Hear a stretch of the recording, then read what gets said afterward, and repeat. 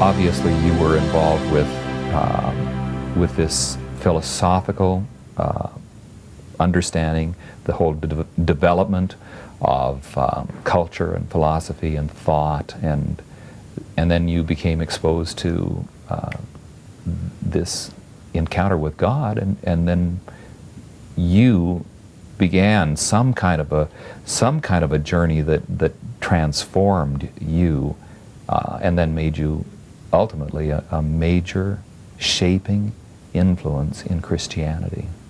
Well, one of the things that helped me was I couldn't go to church because in the circumstance we were posted to the Middle East within a few weeks after that experience. What year was this? 1941. 41, okay. And we were in the deserts, Egypt, Libya, the Sudan, for about 3 years. Basically, there was no church, and very often there was even no padre. So all I had was the Bible. So I read the Bible through twice in that period. Well, when I started going to church, I discovered there were a lot of things in the Bible that they didn't tell me in the church. So by the grace of God, I had been, as it were, prepared for a pretty radical brand of Christianity. And from 1941 till when? Well, in 1944, I was posted to what was then Palestine, which is now Israel. And that got me out of the desert. And I eventually was posted to Jerusalem, which was what I had my eye on. And I did my last year of military service in a military hospital, which is now known as the Augusta Victoria building, up on the Mount of Olives. Obviously, from this side of things and looking at it from a historical perspective, God was uniquely preparing and positioning you to have that exposure to the land of Israel, and getting you ready for another whole chapter of life that would be unfolding. It was a period of transition, really, from Eton and Cambridge to a very humble children's home in Jerusalem. Now, when you departed active service in the Army, would that have been 44 or 45? 46. 46. Okay. Early 46. And then explain to us the transition that took place to the children's home.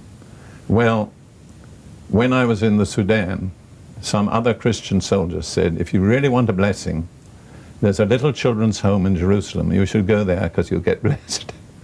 So when I got to Jerusalem, I sought out this children's home, which was run by a Danish former school teacher named Lydia Christensen. And I got my blessing. But I got more than that because I got a wife.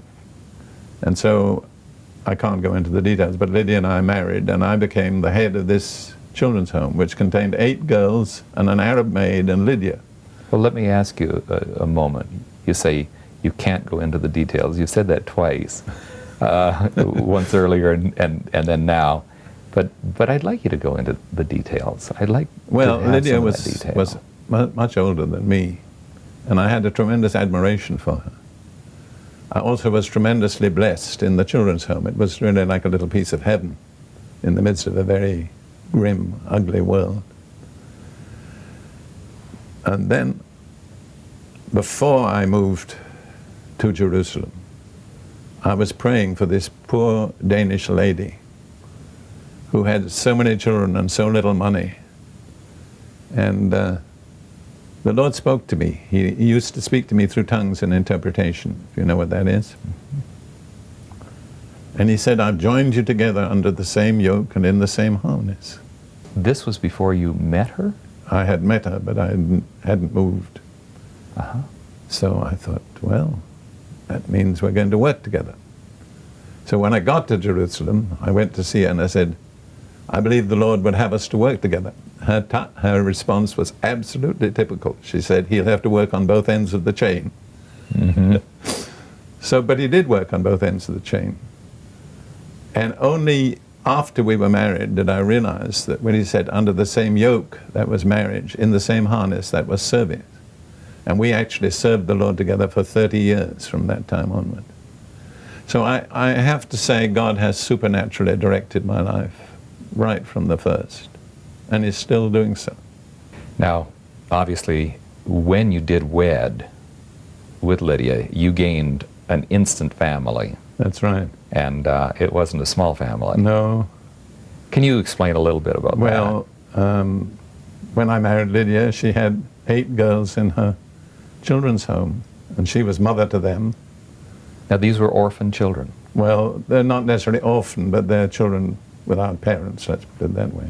Mm-hmm. And so when I married her, I became father to them, which was a pretty severe transition because I was an only child. I never had brothers or sisters, and I really didn't know much about females, to say the truth. But I had to learn. Everybody had to learn. And furthermore, we got married in a very troubled time. Shortly after we were married, the fighting broke out amongst the Jews and the Arabs that eventually resulted in the birth of the State of Israel.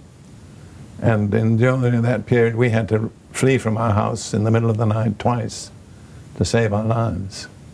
So we were under a good deal of pressure, as well as the adjustments within the home. What were those circumstances? Well, again, the thing is, my stories are complicated. I try to keep them simple. But we were living in a place called Upper Baca in Jerusalem. And one of the girls had gone out to get a music lesson. And they're Jewish, but they all spoke Arabic.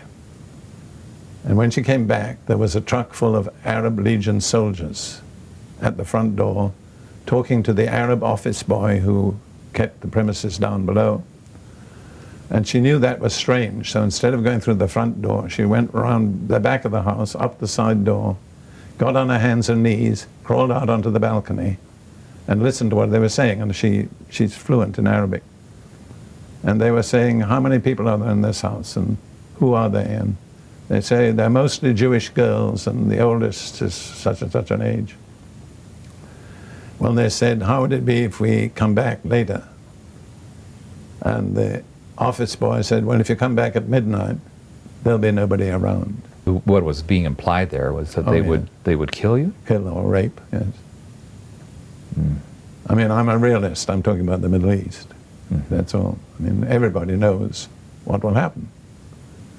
So this happened at 7 o'clock in the evening. At 9 o'clock, we filed out into the absolutely deserted streets of Jerusalem, because fighting had started and there were snipers shooting at people, so people didn't go out in the dark.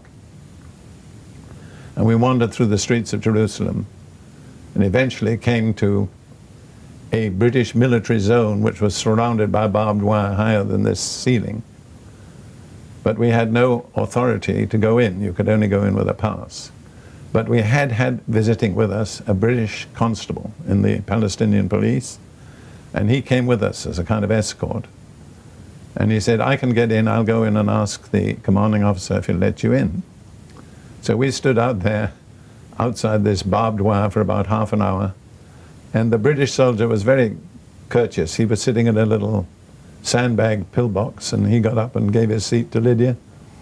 And then the constable came back and he said, it's all right, you can all come in. So we trooped in, and we knew there was an Assembly of God mission building right in the middle of Jerusalem. So about 11 o'clock at night, we said, here we are, can you help us? And they did. They took us in, they provided mattresses and so on. But 2 days later, the missionary in charge of the building came to me and he said, Mr. Prince, you and Mrs. Prince are welcome to stay, but the girls will have to go. So I said, why? He said, we've received a message from the Muslims that if you keep the Jewish girls in that house, they'll burn it down. And he said, we have a pregnant woman here, we can't do that. So I said to him, well, we're one family, where the girls go, we go, and where we go, they go. So next day we were out on the street again. And we ended up in another missionary, a British Pentecostal missionary building. And there we spent Christmas of that year, 1947. It was really in no man's land. at night, the two warring groups would come out and fight one another all around the house. And we couldn't walk past the window. We had to duck down and crawl past the window. Well, then the American missionaries decided to leave, and they wanted somebody to take charge of this building. So they came to Lydia and me and said, will you move in? So we moved in with great satisfaction. And that's where we were living when the State of Israel was born, 14th of May, 1948. But it was a tough time. We were about less than half a mile from the front line, which had just developed, you know, where one end and the other began. And we could never walk out of the front door of our house because we would be shot at. So we had to walk out of another door, walk down a street, and then turn right, and we could make it. Do you remember where you actually were when the State of Israel came into existence? Do you remember that day? Well, that's where we were. But the dramatic moment was we were living in the sub-basement. I mean, you know, as far down as you could go with sandbags in front of the door. But every now and then I would sneak up to the attic and look out, see what's going on. And when I was there I suppose the 15th of May, I saw the Israeli flag, you know, go up over one of the main buildings in the center of Jerusalem, which was then Barclays Bank. It's now a municipal building. And I thought to myself, that is history.